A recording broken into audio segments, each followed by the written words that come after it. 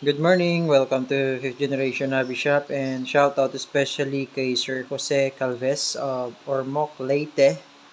Okay, ang order ni boss ay Glock 18 G series ng WE. Okay, Boss Jose, shout out po sa inyo boss. Ito na po ang inyong Glock 18 WE Glock 18 Gen 4. And semi and full automatic. This is the switch for semi and full automatic, semi-automatic. Okay. Standard sight of Glock. Cut on slide. 24 rounds capacity magazine. Then it comes with a 2-box strap. Dito niyo siya ilalagay. Okay, just in case if you want to install the box strap, so you need to remove the pin na naka-install dyan, and then you need to replace this. Mas mataba yung grip pag nilagyan siya ng box strap. 2 box strap included. Yung owner's manual. And of course, pag nag-avail kayo sa amin guys, comes with the BBs, .23, 4,000 shots. And it also comes with the green gas tangke para gagamitin nyo na lang.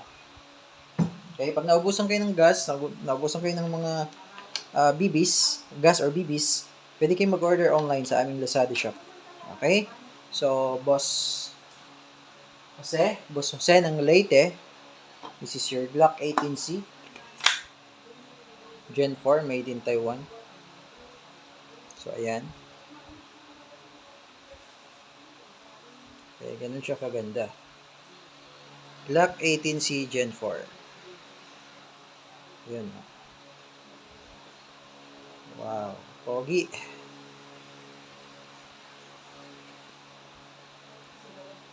Semi and full auto. Pag magpo-full auto ka sir, baba mo lang switch. Pagka semi-auto, nakaangat yung switch yan. Meron naman indicator. Yan. So, ayan. Glock 18C. Lagyan lang natin ng gas. Okay. Ito po, advice ko sa mga newbie, especially sa mga newbie, upside down, paglalagay ng gas. Kailangan nakatutok ng maayos doon sa valve, then press. Lagyan nyo lang ng konti. Huwag nyo na pasobrahan sa gas. Lagyan natin ng BBs.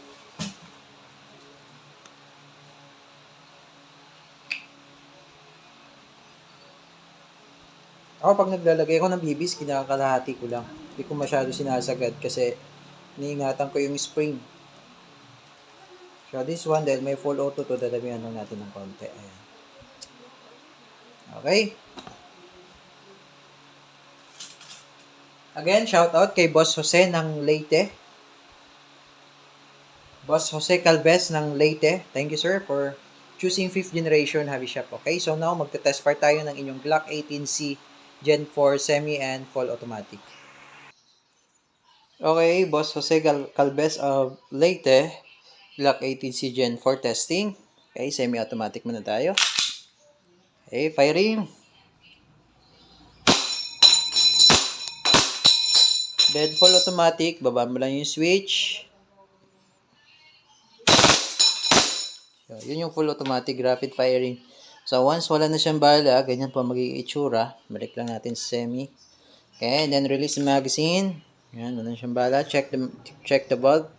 Yan, konting pindot lang para ma-check if may gas. Kasi pag diniinan mo ng todo yan, marirelease mo yung gas. Konting pindot lang, ayan. So, pag matigas, may gas pa siya. So, pwede pa kayo mag-reload. Ayan. So, ang gawin nyo, ito, pwedeng baba mo to. Ayan, or pwede rin namang ito. Hatak mo to and then release. Ayan, and then hammer down. Okay, so, Boss Jose Calves of Leyte, okay na po ang unit nyo, boss, for shipping na po. Okay, thank you for choosing 5th generation hobby shop. If you have more question, you can message us sa aming Facebook page or sa aming online shop. Okay? So ayun. Again, thank you Boss Jose Calves of Leyte for choosing 5th generation hobby shop. Okay, thank you and God bless.